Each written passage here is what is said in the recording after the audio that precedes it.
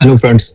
क्या आप लोगों ने कभी नोटिस किया है कि जब हम स्टॉक्स को बाय करते हैं तो वो गिरना शुरू हो जाता है, और जब हम उसको सेल कर देते हैं तो वो बढ़ना शुरू हो जाता है। ऑब्वियसली ये सबने एक्सपीरियंस फेस किया होगा, मैंने भी किया है, होपफुली आपने भी किया होगा। और नहीं किया तो बहुत अच्छी बात है, तो सुना तो जरूर होगा आपने।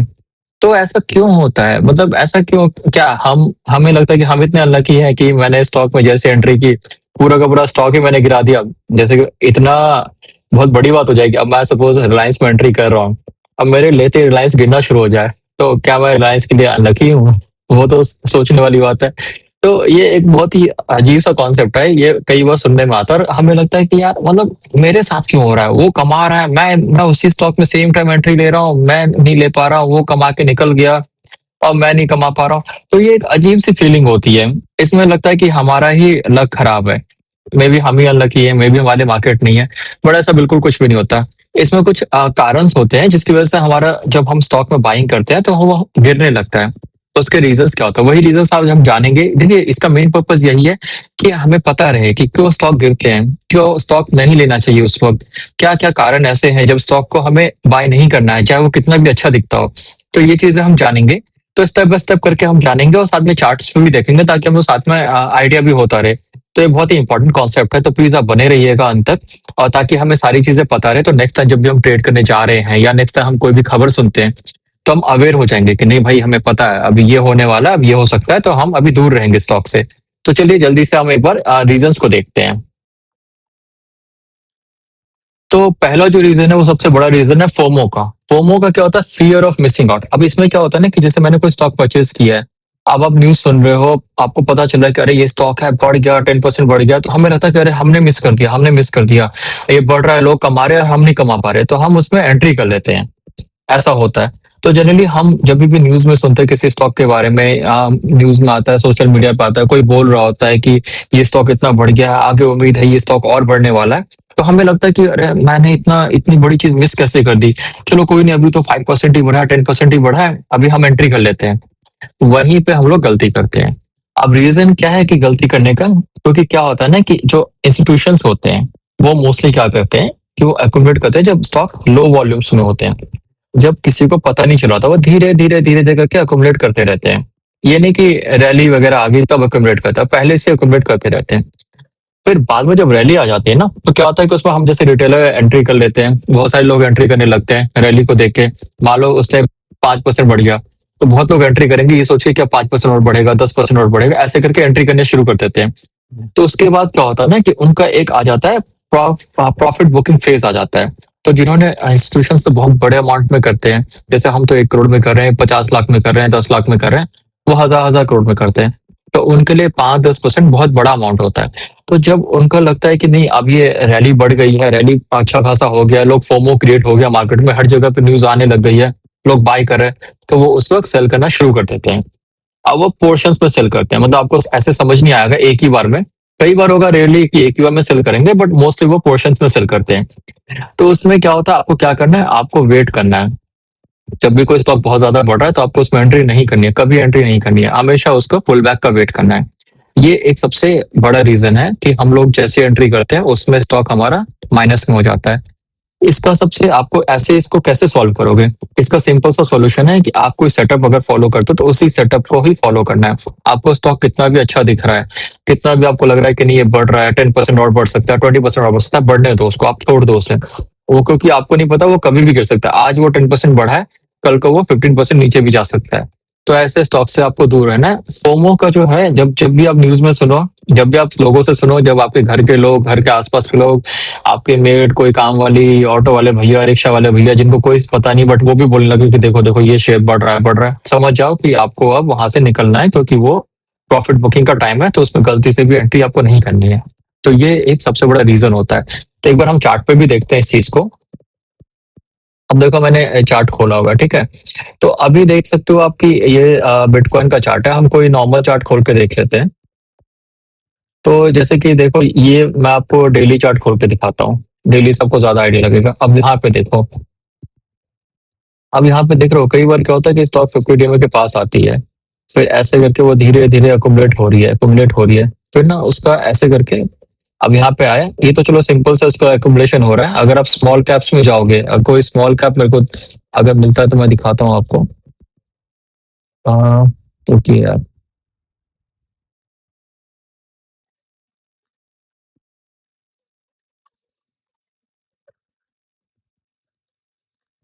आइए देखो, ये है लोधा डेवलपर्स का पुराना चार्ट है। तो इसमें अब आप देखते हैं, देखो अब इसमें क्या था ना कि स्टॉक यहाँ पे इसने अपना ब्रेकआउट दिया, ये आपका ब्रेकआउट जोन था, ठीक है। अब मे भी अगर आपको देख रहे हो तो आपको आइडिया लग रहा होगा, यहाँ से प्राइस ने रेजिस्टेंस लिया था, फाइनल रेजिस्टेंस को तोड़ा, यहाँ पे एक बार रिटेस्ट करके फिर से ऊपर गई। अब प्राइस यहाँ से बढ़ने लगी, नॉन स्टॉप बढ़ने लगी। तो अभी देखो आप ना, प्राइस ने 3-4 दिनों में कितना ज्यादा एडवांस है, लगभग 11 दिनों में लगभग 20% बढ़ा। तो प्राइस बढ़ने लगी, रुक नहीं रही थी, यहाँ पे इनका गैप अप भी हो गया।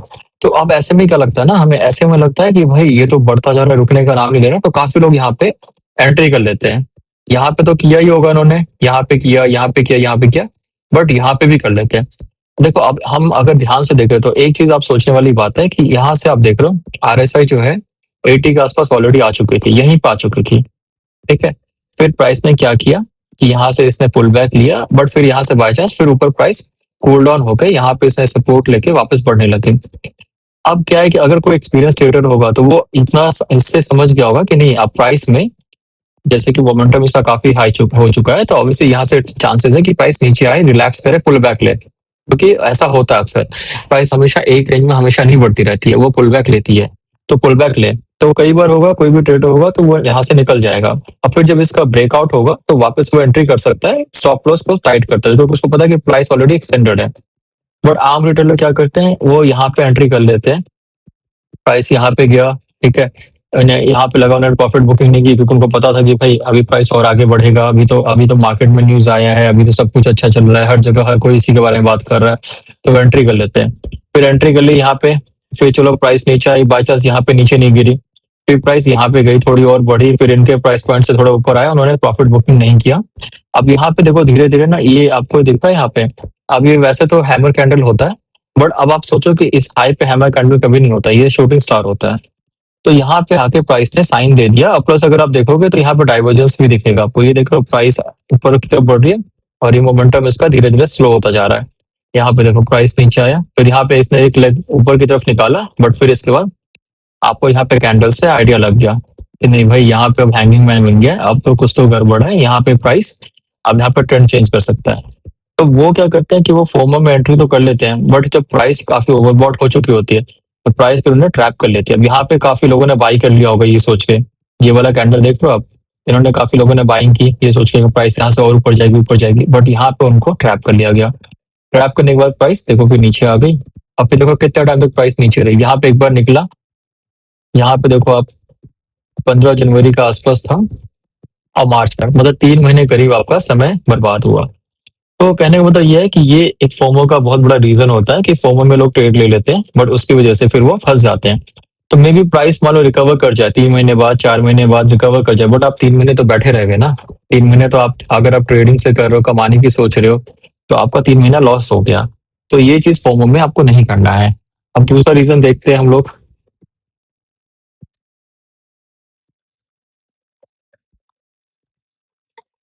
ये रीजन भी बहुत इंपॉर्टेंट है। अब कई बार लोग क्या करते हैं कि वो ना न्यूज के बेसिस पे चार्ट्स को देखते हैं। अब वो देखते हैं कि आज उन्होंने चैनल खोला, न्यूज चैनल खोला, न्यूज चैनल में उन्होंने बोला कि ये स्टॉक है, आज इसकी रिकवरी, आज इसके बढ़ने के चांसेस हैं, इस पर नजर बनाए रखें। तो लोग क्या सोचते हैं कि वो ना इसके बाद वो उसमें एंट्री कर लेते हैं, जैसे ही मार्केट खुला, जैसे ही वो चार्ट दिखा हो ना, उन्होंने एंट्री कर ली। बट कई बार न्यूज क्या होता है, मतलब कि हमेशा एग्जैक्ट नहीं हो सकता वो, आप अगर आप चार्ट के बेसिस पे एनालाइज नहीं कर रहे हो कि क्यों वो ऐसा बोल रहे हैं, क्या वो बढ़ेगा या नहीं बढ़ेगा। कई बार न्यूज फेक भी होते हैं, कई बार मिसलीडिंग भी होते हैं, कई बार वो आपको कई बार खबरें सुनी होंगी कि जानबूझ के वो लोग न्यूज में ऐसा लाते हैं कि लोग बाय करें, और फिर मार्केट का सेकंड हाफ तक वो लोग सेल करके निकल जाते हैं, तो लोगों का जो नॉर्मल जो होते हैं रिटेलर्स, उनका लॉस हो जाता है। तो हमेशा न्यूज के बेसिस पे आपको कभी भी नहीं बाय करना है, वो आपको हमेशा चार्ट देखना है, चार्ट में आपको अपना सेटअप देखना है, सेटअप पे अगर है तभी लेना है, सेटअप नहीं है तो नहीं लेना है। क्योंकि वो क्या होता है ना कि जो प्राइस ऑलरेडी डिस्काउंट कर देता है चीजों को, अगर उसको कुछ ऐसा होगा तो ऑलरेडी डिस्काउंटेड होगा। तो वो ना जनरली ये एक चीज ऐसा है कि जब मार्केट में न्यूज आने लगता है कि अब ये बढ़ेगा बढ़ेगा, तो प्राइस उस चीज को ऑलरेडी डिस्काउंट कर चुका होता है। अगर आपने डाउ थ्योरी पढ़ी होगी तो उसमें ये आपको पता होगा कि प्राइस हमेशा डिस्काउंट करते हुए चलता है। तो अगर कोई न्यूज में ऐसा आ रहा है कि अब ये बहुत बढ़ने वाला है, तो वो पहले से डिस्काउंटेड है। तो जब तक वो नई न्यूज में पहुंचेगा ना, तब तक वो समझिए कि वो डाउन ट्रेंड स्टार्ट हो जाएगा उसका। तो इसके लिए आपको क्या करना है, इसके लिए आपको सिंपल सी बात है, आपको चार्ट पढ़ना है, आपको अपने सेटअप्स को फॉलो करने हैं। न्यूज के बेसिस पे कभी ट्रेड नहीं करनी है आपको, कोई भी न्यूज हो कभी नहीं करनी है। तो ही आपका जो प्रॉफिट है या जो आपका मेथड है वो आप इजीली फॉलो कर सकोगे, अदरवाइज नहीं कर पाओगे। तो ये चीज आपको बिल्कुल ध्यान रखनी है। तो दो चीजों को आपको बिल्कुल नहीं करना है, न्यूज के बेसिस पे चार्ट नहीं लेना है आपको, ट्रेड नहीं लेनी है आपको, अफोमो में कभी नहीं लेना है। अब तीसरा रीजन देखते हैं। थर्ड रीजन में देखिए ये है इग्नोरिंग ट्रेंड एनालिसिस। अब इसमें क्या होता है ना कि हम जब भी ट्रेड लेते हैं, हम कई बार न्यूज के बेसिस पे लेते हैं, फोमो के बेसिस पे लेते हैं, हम ट्रेंड नहीं देखते हैं। क्या वो डाउन ट्रेंड में है, क्या वो अप ट्रेंड में है, क्या वो 50 डीएमए के ऊपर है, क्या वो स्टेज 2 में है कि नहीं है, क्या वीकली में वो 10 डब्ल्यूएमए के ऊपर है कि नहीं है, क्या उसका सेक्टर स्ट्रांग है कि नहीं, क्या वो ब्रॉडर मार्केट को आउट परफॉर्म कर रहा है कि नहीं कर रहा। तो हम ये सब क्राइटेरिया कभी देखते ही नहीं है। अगर हम ये सब क्राइटेरिया नहीं देखेंगे और किसी भी ट्रेड में अगर हम चले जाते हैं, तो आप मान के चलो कि 90% चांस है वो ट्रेड आपका फेल करेगा ही करेगा। अनलेस आप बहुत ज्यादा लकी हो तो एक अलग बात है, और 90% चांस है वो ट्रेड आपका फेल करेगा ही करेगा। मैं आपको दिखाता हूँ, जैसे कि अगर हम कोई सिलेक्ट करते हैं, जैसे मान लो ये 50 डीएमए का है, ठीक है। अब हमने यहाँ पे सिलेक्ट किया, मान लो ट्रेड देखा, हमने देखा कि ये स्टेज 2 में है, ठीक है। अगर आप वीकली से देखते हो इसको, तो ये देखो, ये स्टेज 2 है। यहाँ से इसने ब्रेकआउट दे दिया था, ये यहाँ से स्टेज 2 स्टार्ट हो गया। तो 2A, फिर उसका बेस, फिर 2B, फिर उसका बेस, फिर 2C, ऐसे करके चलता है स्टेज में। तो हमने देखा कि भाई ये स्टेज 2 में है। स्टेज 2 में हमने पहले कंफर्मेशन ली, ठीक है। फिर हमने देखा ये अप ट्रेंड है, क्योंकि अप ट्रेंड होना भी जरूरी है। स्टेज 2 में अगर है तो कहीं साइडवेज में जाके रिटेस्ट तो नहीं कर रहा है। तो हमने उसको अप ट्रेंड में देखा, जैसे ये देखो, तो हमने देखा अप ट्रेंड है। अब ये स्टेज 2 में हो गया, अप ट्रेंड में जा रहा है ऊपर की तरफ, ये देखो ऊपर जा रहा है, फिर पुल बैक कर रहा है, फिर ऊपर जा रहा है। तो हम इस पे 50 डीएमए के आसपास एंट्री करेंगे। 50 डीएमए के आसपास क्या होता है कि सबसे सेफेस्ट जोन होता है, इंस्टीट्यूशनल जोन होता है। आरएसआई हमने देखा बुलिश जोन में है, मोमेंटम भी अच्छा है, सब कुछ अच्छा है। तो हम उस हिसाब से अपनी ट्रेड लेंगे और उस हिसाब से हम लोग अपने एसएल को फॉलो करते जाएंगे, एसएल को ट्रेल करते जाएंगे। तो आपको हमेशा ऐसा ही लेना है, आपको हमेशा कंफर्म करके रखना है कि वो स्टेज 2 में है कि नहीं, 50 डीएमए के पास है कि नहीं है, सीआरएस उसका आउट परफॉर्मिंग है कि नहीं। अगर आप सीआरएस देखोगे यहाँ पे, तो अगर आप इस साइड देख रहे हो सीआरएस, तो सीआरएस देखो इसका ऊपर की तरफ जा रहा था, परफॉर्म कर रहा था, ये मार्केट को आउट परफॉर्म कर रहा था, तो ये हो गया। तो ये हमें ऐसे करके इस पर ध्यान रखना होगा, तभी हम लोग ट्रेड लेंगे। हम सोनली इसी के बेस पे ट्रेंड बिना चेक किए कभी नहीं ट्रेड लेंगे, क्योंकि अगर आप ट्रेंड चेक नहीं करते हो, अगर आप बिना ट्रेंड के लेते हो, तो वो आपके लिए बहुत नुकसानदायक हो जाएगा। अब जैसे कि मान लो यहाँ भी ये 50 डीएमए के पास है, बट देखो फिर यहाँ से डाउन ट्रेंड स्टार्ट हो गया, आप देख रहे हो। तो अगर डाउन ट्रेंड स्टार्ट हो जाता है, जब भी 50 डीएमए का ब्रीच होता है, उसके बाद आपको एक बार निकल जाना है। भले ही प्राइस देखो रिटेस्ट कर रही है, रिटेस्ट करके फिर वापस नीचे गई, मे भी रिटेस्ट करके फिर ऊपर जाती है, बट आपको प्रॉपर स्टिक एसएल को फॉलो करना होगा। तो ये एक बहुत इंपॉर्टेंट चीज है, इसके लिए मैंने एक अलग से वीडियो बना रखी है, आप उसमें वीडियो में देखो, सारी चीजें देखो, आप कैसे कैसे हमें क्या क्या मिस्टेक्स है जो हम लोग करते हैं स्टॉक सिलेक्शन से पहले, जो हमें नहीं करनी चाहिए। तो वो वीडियो आप जरूर देखना। और चलिए नेक्स्ट टॉपिक पे देखते हैं। ये भी एक बहुत बड़ा रीजन होता है। इसमें क्या होता है ना कि हम एक्सटेंडेड स्टॉक्स ले लेते हैं। एक्सटेंडेड स्टॉक्स क्या होते हैं, वो एक्चुअली न्यूज में आते हैं, वो फोमो क्रिएट करते हैं। तो अब क्या होता है ना कि एक्सटेंडेड स्टॉक 50 डे में से बहुत दूर होते हैं, 10% से ऊपर होते हैं, मतलब 15% दूर होते हैं, 12% दूर होते हैं, और 20% भी दूर होते हैं कई बार। तो हम क्या करते हैं, हम ना वो न्यूज एक्चुअली वो स्टॉक एक्चुअली इतना मूव दे चुका होता है ना, कि हमें लगता है कि नहीं भाई अब तो ये रुकेगा ही नहीं, अब तो ये मतलब एक नया हाई बना के जाएगा, अब तो ये डबल होगा, ट्रिपल होगा। हम ऐसे सोचते हैं, हम ये नहीं सोचते कि मे भी यहाँ से अब पुल बैक भी आए। तो हम ना हमेशा एक्सटेंडेड स्टॉक को ट्रेड कर लेते हैं, क्योंकि वो हर कोई इसके बारे में डिस्कस कर रहा होता है, न्यूज में भी आ रहा होता है, हर जगह आ रहा होता है। तो ये एक बहुत बड़ा रीजन है, आपको कभी भी एक्सटेंडेड स्टॉक नहीं लेना है। अगर कोई भी स्टॉक आपका 50 डीएमए से बहुत दूर है, तो उसको सीधे आपको स्ट्रेट अवे इग्नोर कर देना है, क्योंकि वो कभी भी पुल बैक करेगा, 50 डीएमए के पास आएगा ही आएगा। तो फिर आपको, आप जो पोजीशन लेके बैठे, या तो वो आपको टाइम लॉस होगा या आपका मनी लॉस होगा, या दोनों ही लॉस होगा आपका। तो वो चीज आपको ध्यान रखना है, क्योंकि आप एसएल की भी एक लिमिट होती है। अब आप कई बार क्या होता है कि हम ना ले तो लेते हैं एक्सटेंडेड स्टॉक, पर हम इस डर के हमारे उसको बेच नहीं पाते हैं, क्योंकि हमें लगता है नहीं नहीं, अभी अभी जस्ट लिया, अब नीचे आ रहा है, कोई नहीं, वापस जाएगा, वो वापस जाएगा, बहुत अच्छा स्टॉक है, तुरंत वो वापस जाकर रिकवर कर देगा। बट ऐसा आमतौर पर होता नहीं है, वो रिकवर करता नहीं है, वो बहुत टाइम तक आपका टाइम वेस्ट करता है। तो वो चीज हमें ध्यान रखना है, कभी भी एक्सटेंडेड स्टॉक नहीं लेना है। इसको भी हम एक बार देखते हैं।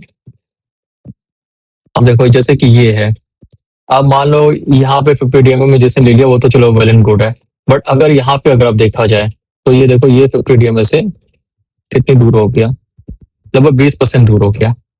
तो आप इस लेवल पे आके अगर आप ले भी लेते हो तो क्या फायदा आपका, या आप इस लेवल पे भी ले लेते हो, या इस लेवल पे देखते हैं कितना है, बहुत, हाँ 14% है। तो इसके बाद क्या होता है ना कि अब अगर मार्केट बुलिश है तो 14-15% के आसपास जाएगा, 15 से 20% के बीच में जाएगा और उसके बाद वो फुल बैक ले लेगा। तो अगर किसी ने यहाँ एंट्री ले ली, किसी ने यहाँ ले ली, किसी ने यहाँ ले ली, तो आपको दिख रहा है कि ऑलरेडी बहुत एक्सटेंडेड है, 50 डे में से बहुत दूर है, तो वापस देखो फिर ये आया फुल बैक लेके, फुल बैक ले लिया ना। अब जिसने यहाँ पे ले लिया होगा ये सोचे कि फोमो में कि नहीं अब तो आगे जाएगा आगे बढ़ेगा, वो देखो कितना उसका 10-11% तक या तो वो होल्ड कर चुका होगा डर के मारे, क्योंकि उसे फोमो में लिया था तो वो फोमो में ही होल्ड करेगा कि ठीक हो जाएगा ठीक हो जाएगा। यहाँ तक आया, फिर उसे यहाँ भी नहीं निकाला होगा क्योंकि उसको पता है कि भाई तो बहुत सॉलिड स्टॉक है, ये तो रिकवर करेगा ही करेगा।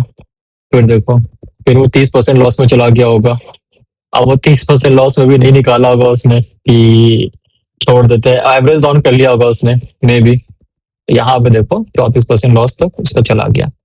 तो इतना, और टाइम देखो ना, आप टाइम अगर चलो ठीक है ये बाद में रिकवर कर भी जाता है तो आप यही तो देखो ना, 134 दिन आप देख रहे हो, मतलब 5-6 महीने आपका पैसा फंसा रहा एक ट्रेड में, सीरियसली, क्योंकि आपने एक्सटेंडेड स्टॉक बाय कर लिया था। तो एक्सटेंडेड स्टॉक बाय नहीं करना है, ये बहुत ही इंपॉर्टेंट है, इसका भी ध्यान रखना है आपको। अब नेक्स्ट देखते हैं।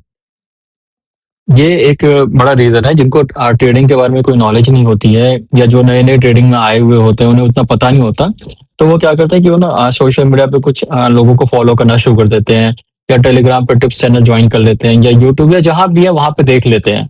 तो उसमें क्या होता है ना कि ठीक है आप देखो, आप अगर आपको नॉलेज नहीं है तो फिर आपके लिए परेशानी है। परेशानी कैसे कि अब मान लो आपने किसी से टिप ले लिया, भाई हमें नहीं पता ना कि उसने किस बेसिस पे जज किया उस चीज को, हमें तो नहीं पता।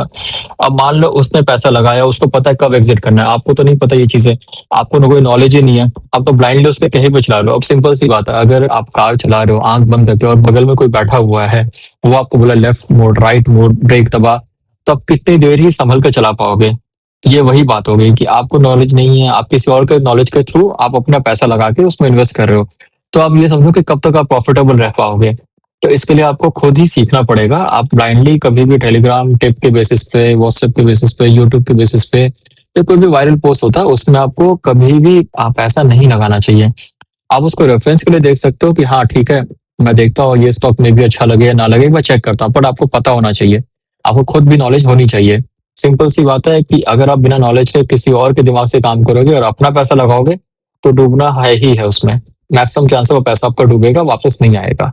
तो ये चीज आपको ध्यान रखना है, इसके लिए आपको बेसिक नॉलेज होनी चाहिए, आपको पता होना चाहिए अप ट्रेंड क्या होता है, स्टेज 2 क्या होता है, 50 डीएमए के पास है कि नहीं है, कैंडल स्टिक्स की नॉलेज होनी चाहिए, पैटर्न्स की नॉलेज होनी चाहिए, आरएसआई वगैरह, ये बेसिक चीजों की नॉलेज आपको कम से कम होनी चाहिए।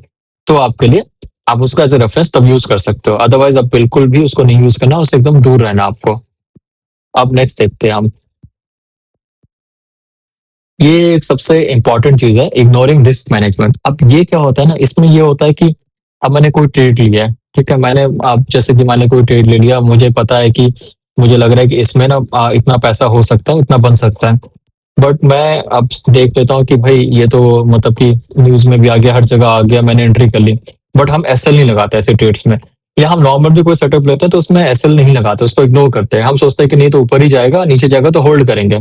तो अब अभी आपने जैसे देखा, मैंने आपको चार्ट पे दिखाया था कि कई स्टॉक्स होते हैं 30-35% भी जाते हैं, इनफैक्ट अगर आप आईटी के स्टॉक्स देखोगे तो वो 50% नीचे जा चुके हैं, वो भी बड़े लार्ज कैप्स। तो बिना एसएल के आपको कभी ट्रेड नहीं करना है, एसएल लेना है, कोशिश करें कि आप एसएल लें और छोटा एसएल लें, क्योंकि अगर आपका सेटअप सच में अच्छा है तो बहुत ही कम चांसेस है वो एसएल हिट करेगा, वो ऊपर ही जाएगा। अगर वो एसएल हिट कर रहा है इसका मतलब आपका सेटअप अभी ट्रेड के लायक नहीं है, ओवरऑल मार्केट अच्छा नहीं है। तो ये दो चीजें ही आपके लिए आपको नॉलेज में आएंगी। तो एसएल के बिना कभी आपको ट्रेड नहीं करना है, आप कोशिश करो कि आपका एसएल सिंगल डिजिट में हो, डबल डिजिट में ना हो, तभी आप रिकवर इजिली कर सकते हो। अगर आप 15% या 20% का एसएल लेकर चलो तो कोई फायदा नहीं है, आप धीरे धीरे अपना कैपिटल लूज कर जाओगे। तो आपको हमेशा एसएल लेना है, एसएल अगर हिट हो रहा है तो आपको आराम से निकल जाना है, आपको समझ जाना है कि नहीं भाई मेरे या तो मेरी नॉलेज में कोई गलती थी या मार्केट ही अभी सूटेबल नहीं है, दो ही चीजें होती है। तो आपको निकल जाना है और फिर अच्छी स्ट्रैटेजी के साथ ओवरऑल मार्केट चेक करके फिर दोबारा आपको ट्रेड में एंट्री करनी है। तो ये चीज आपको बिल्कुल भी मिस नहीं करना है, इसको बिल्कुल इग्नोर नहीं करना है, क्योंकि लॉन्ग टर्म में आपका कैपिटल अगर नहीं रहेगा तो आपके पास कितना भी नॉलेज है कुछ भी है, आप ट्रेड नहीं कर पाओगे। तो ये चीज का आपको ध्यान रखना है। नेक्स्ट देखते हैं।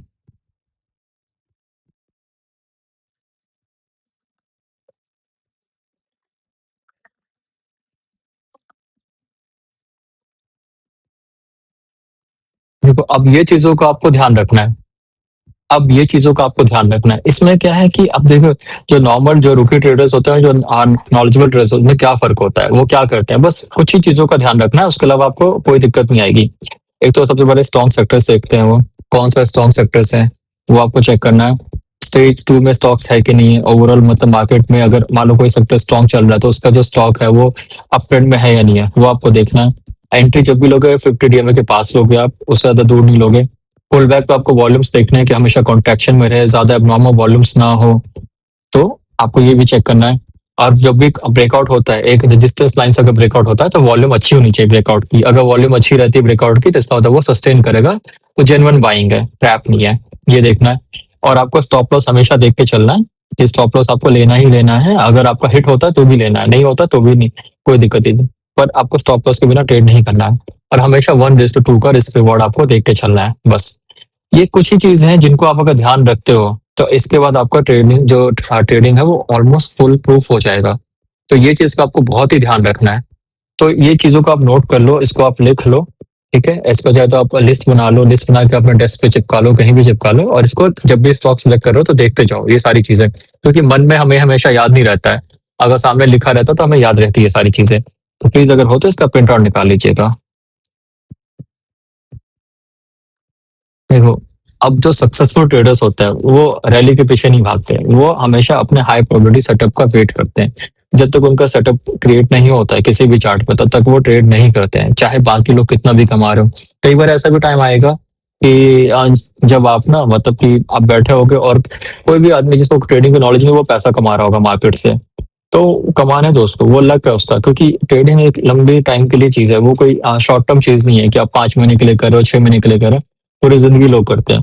तो पूरी जिंदगी करो तो उसके लिए एक मेथड फॉलो करना ही पड़ेगा आपको, उसके लिए आपको डिसिप्लिन चाहिए। अगर आप क्या बोलते हैं फीलिंग्स के बेस पे, या आप फोमो के बेस पे, या आप न्यूज के बेस पे ट्रेड करोगे तो लंबा ट्रेड नहीं कर पाओगे आप। तो अगर आप चाहते हो कि मैं लंबे टाइम तक ट्रेडर रहूं तो आपको एक मेथड फॉलो करना पड़ेगा, बिना मेथड के नहीं हो सकता है। ये चीज आपको करनी पड़ेगी। इसके अलावा मैं आपको यही कहना चाहूंगा कि आपको जो भी है चार्ट्स पे प्रैक्टिस करना पड़ेगा। अगर आप चार्ट्स पे प्रैक्टिस नहीं करते हो तो कोई फायदा नहीं। अब आपको जैसे मैंने सेक्टर्स बताया कि आपको 50 डीएमए के पास चाहिए, स्ट्रॉन्ग सेक्टर चाहिए, स्टेज 2 में होना चाहिए, पुल बैक पे वॉल्यूम लो होनी चाहिए, मोमेंटम अच्छा होना चाहिए। तो ये सारी चीजों का अगर आप ध्यान रखते हो तो अगर आप चाहो तो इनको बैक टेस्ट भी करो। बैक टेस्ट करके आप एक बार देखो चार्ट्स पे, तो आपको मालूम पड़ जाएगा कि नहीं ये चीजें एक्चुअली में काम करती हैं। ठीक है, कंडीशन होना चाहिए, ओवरऑल मार्केट भी सपोर्ट करना चाहिए। अगर मार्केट मान लो टूट रहा है, मार्केट में कोई बुरी खबर है, कोई वॉर आ रहा है, कुछ आ रहा है, तो ऑब्वियसली आपके सेटअप्स काम नहीं करेंगे, आपका एसएल हिट होगा। तो ये हम मार्केट कंडीशन जब अच्छा होता है तब भी हम ट्रेड्स की बात करते हैं, बुरे कंडीशन में हम लॉन्ग ट्रेड्स की बात नहीं कर सकते, क्योंकि वो कितना भी अच्छा सेटअप हो, कितनी भी नॉलेज आपको, मार्केट आपका काम नहीं आएगा, आपका नॉलेज आपका साथ नहीं देगा, क्योंकि वो सेंटिमेंट से नेगेटिव है। तो ये चीज का आपको ध्यान रखना है। आपको ट्रेड हमेशा अपने सेटअप के हिसाब से करना है, ओवरऑल मार्केट को देख के ही करना है। तो प्लीज इन चीजों पे फोकस करिए, इन चीजों पे थोड़ा वर्क करिए। अगर कोई डाउट है, कुछ है, तो आप मुझे बताना, आप मुझे कमेंट सेक्शन में लिख के देना। अगर आपको कुछ समझना चाह रहे हो, कुछ एक्स्ट्रा नॉलेज चाहिए, या कुछ टॉपिक पे आप चाहते हो तो मुझे प्लीज इन्फॉर्म करना। आप प्लीज चैनल को लाइक और सब्सक्राइब जरूर कर देना। मेरी रेगुलर वीडियोस भी आती रहती है, डेली मार्केट के लिए वीकली वीडियोस भी आती रहती है। तो आप इसको लाइक और सब्सक्राइब करके इसको नोटिफिकेशन भी ऑन करके रखो। तो अभी देखिए अभी के लिए वीडियो आप, और फिर हम मिलते हैं नेक्स्ट वीडियो के लिए। तब तक के लिए बाय बाय।